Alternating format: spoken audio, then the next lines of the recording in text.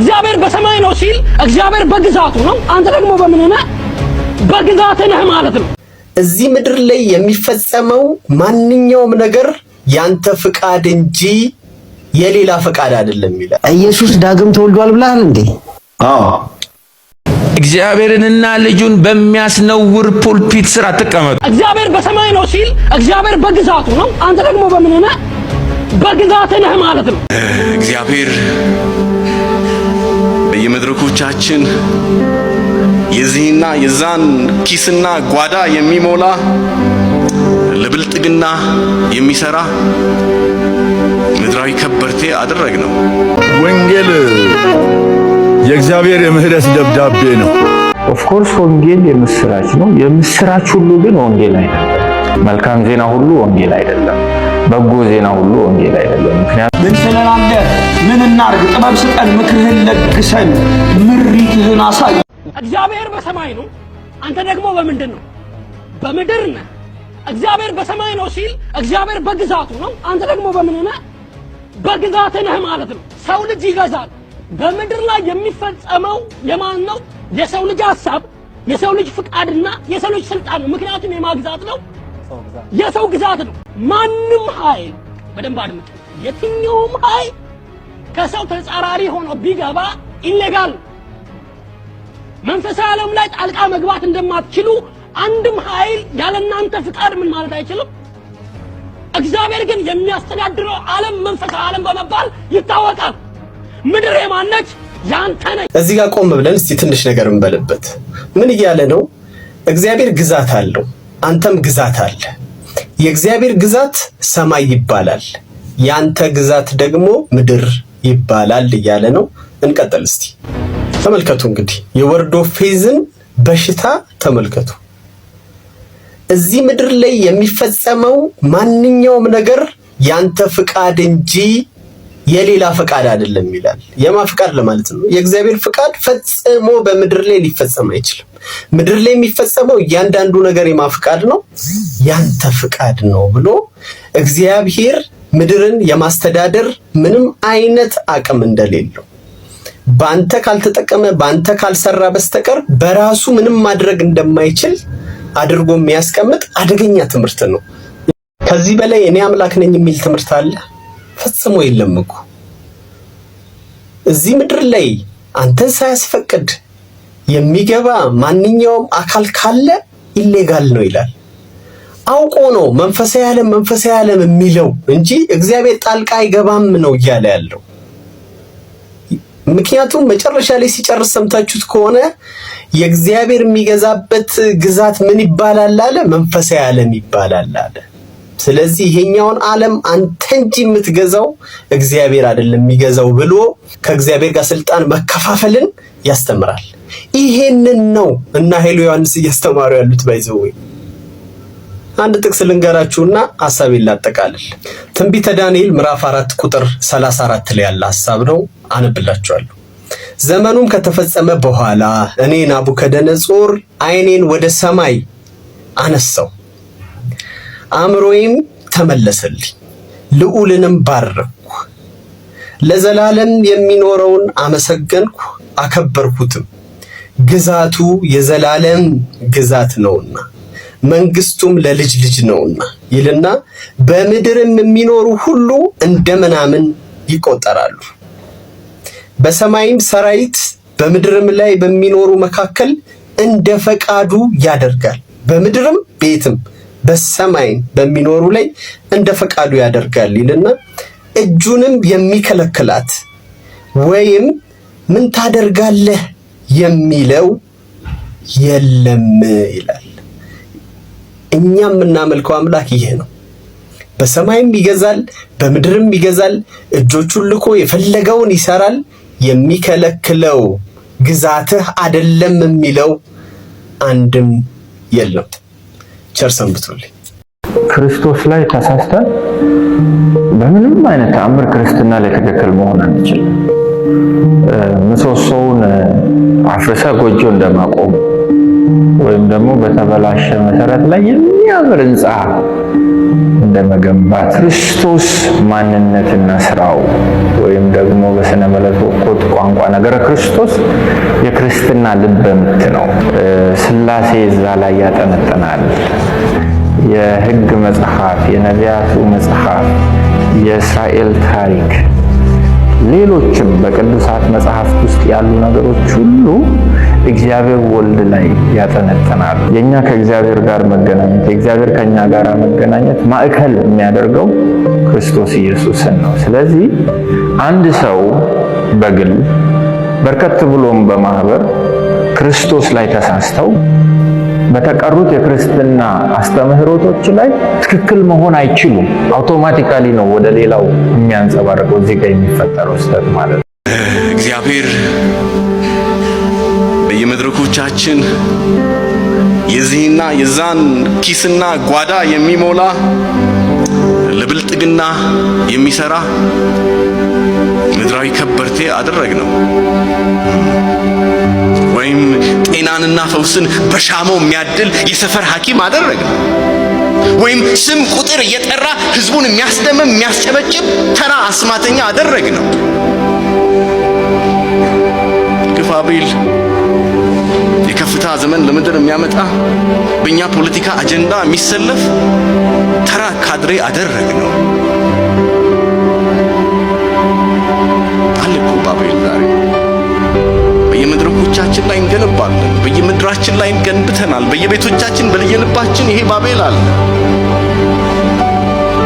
አታውቅምን አለ ኢሳይያስ። አልሰማህምን? እግዚአብሔር የዘላለም አምላክ የምድር ዳርቻ ፈጣሪ ነው።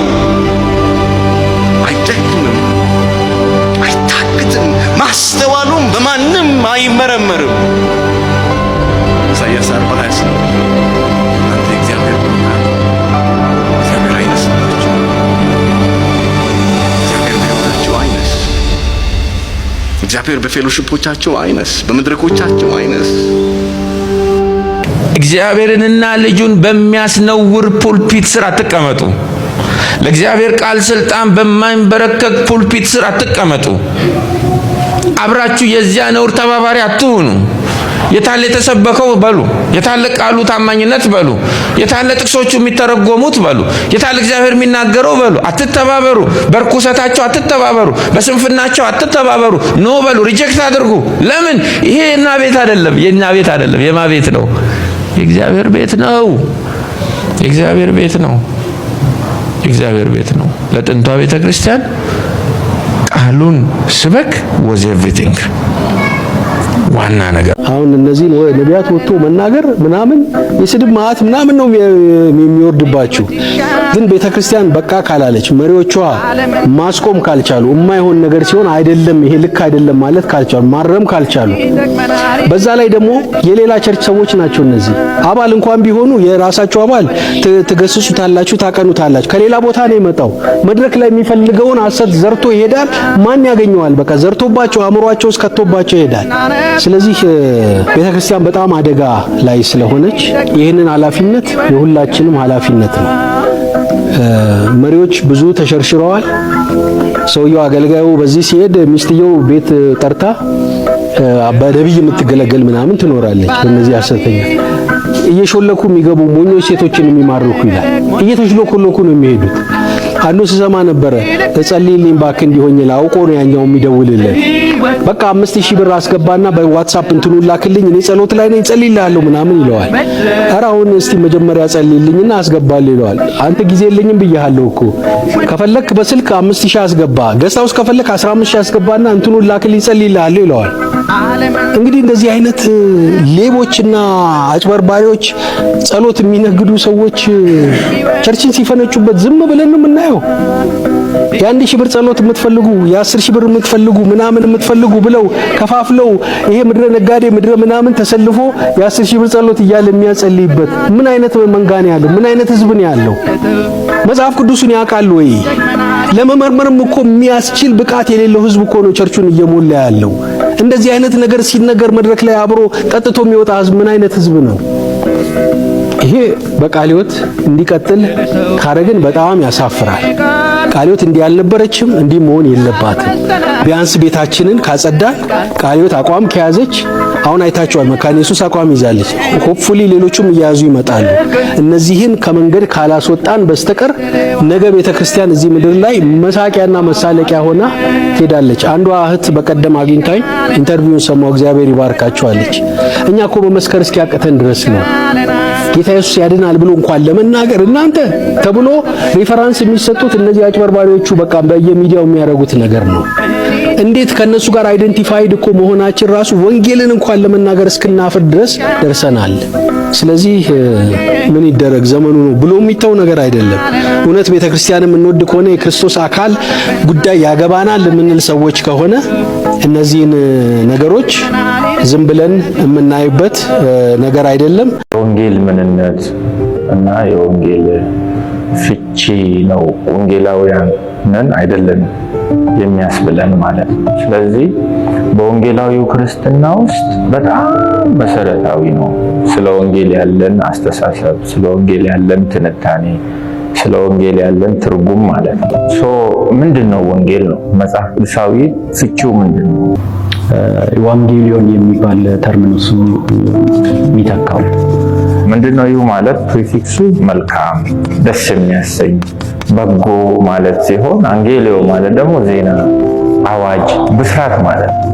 ስለዚህ ሁሉ ሰው እንደሚያውቀው ወንጌል ማለት የምስራች ነው፣ መልካም ዜና ነው። አብዛኛው ክርስቲያን ይሄን ያውቀዋል፣ በቀጥታም በተዘዋዋሪ። ብዙ ሰው ግን ልብ ብሎ የማያስበው ነገር ምንድነው? ኦፍኮርስ ወንጌል የምስራች ነው። የምስራች ሁሉ ግን ወንጌል አይደለም። መልካም ዜና ሁሉ ወንጌል አይደለም። በጎ ዜና ሁሉ ወንጌል አይደለም። ምክንያቱም በምድር ላይ ከተለያዩ አቅጣጫዎች መልካም የሆኑ ዜናዎች ከተለያዩ አካላት ከክፉ ከበጎም አካላት ሊወጡ ይችላሉ፣ አሁን በምንኖርበት ማህበራዊ ህይወት ውስጥ ማለት ነው። ስለዚህ የዜናው በጎነት ወንጌል ሊያሰኘው አይችልም። ወንጌልን ወንጌል ያሰኘው ምንድነው ከሚለው መነሳት ያለብን ይመስለኛል። የተወሰኑ ነጥቦች አሉ ወንጌልን ወንጌል ያደረጉት። አንደኛው የወጣበት ምንጭ ነው ወይም የዜናው ባለቤት ማለት ነው። ይህንን አስመልክቶ መጽሐፍ ቅዱስ በሮሜ መልእክት ምዕራፍ 1 ከቁጥር 1 እስከ 7 ጳውሎስ ለሮሜ ሰዎች ሲጽፍ ምን ይላል? ሐዋርያ ሊሆን የተጠራ የኢየሱስ ክርስቶስ ባሪያ ጳውሎስ ይልና በነቢያቱ አፍ በቅዱሳት መጽሐፍት አስቀድሞ ተስፋ ለሰጠው ለእግዚአብሔር ወንጌል ተለየ ይላል። ወንጌልን ብቻውን አይጠሩትም። የጥንቷ ቤተክርስቲያን ሐዋርያቶች የእግዚአብሔር ወንጌል ብሎ ተናግሯል። ወንጌልን ወንጌል ያደረገው ንብረትነቱ፣ ባለቤትነቱ፣ የዜናው አመንጪ፣ የዜናው ሶርስ እግዚአብሔር መሆኑ፣ የወንጌል ትርጉሙ ያለው አመንጪው አካል ጋር ነው። ንገሩልኝ ብሎ እንደወደደ አድርጎ ዜናውን የቀረጸው አካል ጋር ነው ትርጉሙ ያለው እንጂ ሰሚው ወይም ተደራሹም ጋር አይደለም፣ አሰሚው ወይም ደግሞ መልእክተኛው ጋር አይደለም። የወንጌል ፍቺው ያለው ማለት። ስለዚህ መልእክተኛው አይ ሰሚው ይህንን ዜና ቢሰማ ቅር ስለሚለው ብሎ የሚጨምርበት ነገር የለም። አይ ይሄ ነገር ጎድሎታል ብሎ ደግሞ የሚያስተካክለው ነገር የለም ማለት ነው። በጣም የወንጌል ብስራት ሲነሳ በጣም የሚጠቀስ ጥቅስ አለ። የሉቃስ ወንጌል ምዕራፍ 2 ቁጥር 10 በወቅቱ በጎቻቸውን ለሚጠብቁ እረኞች መልአኩ መጥቶ ምንድነው የሚላቸው? እነሆ ታላቅ ደስታ የምስራች እነግራችኋለሁ ይላል።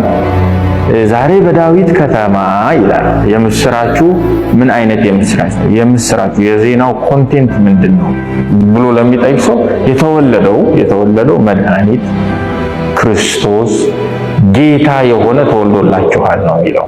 እግዚአብሔር የሰማይን መስኮቶች ከፍቶ ለፍጥረት ያወጀው ለመረጣቸው መልእክተኞች አድርሱልኝ ብሎ ያሰናዳው ዜና ጌታችን መድኃኒታችን ኢየሱስ ክርስቶስ ነው።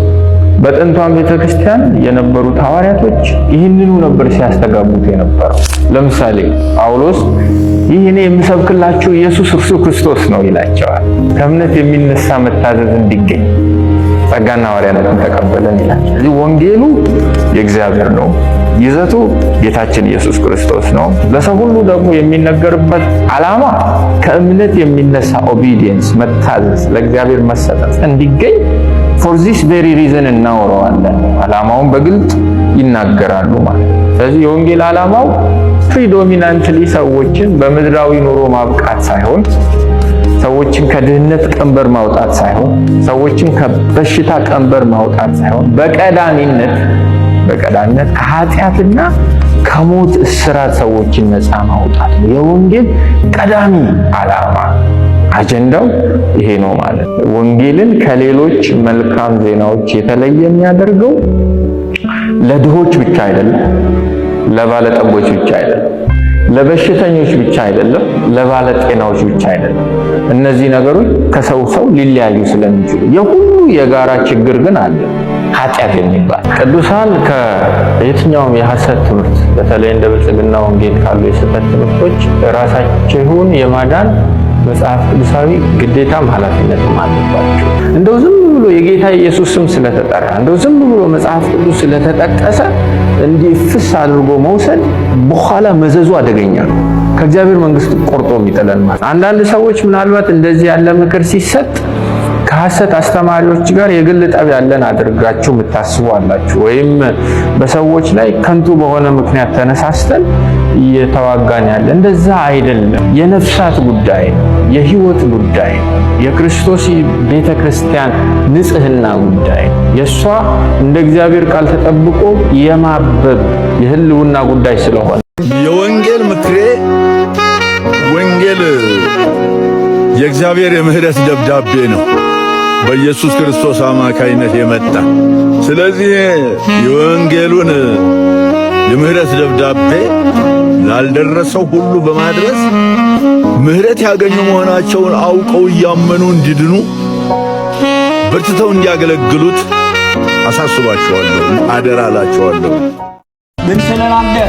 ምን እናርግ? ጥበብ ስጠን፣ ምክርህን ለግሰን፣ ምሪትህን አሳየን፣ ወዴት ታሰማራናለህ የሚሉ ምንዱባን ብቻ ናቸው ጥበብን ሊቀበሉ የሚችሉት። የኢትዮጵያ ቤተ ክርስቲያን ችግራችን ተስፋ ለመቁረጣችን ነው። ተስፋ ቁረጡ። ልምዳችሁን፣ እውቀታችሁን፣ ስማችን ምንም አያወጣንም፣ አይለውጠንም። ተስፋ ያልቆረጡ ሰዎች ናቸው ችግራችን።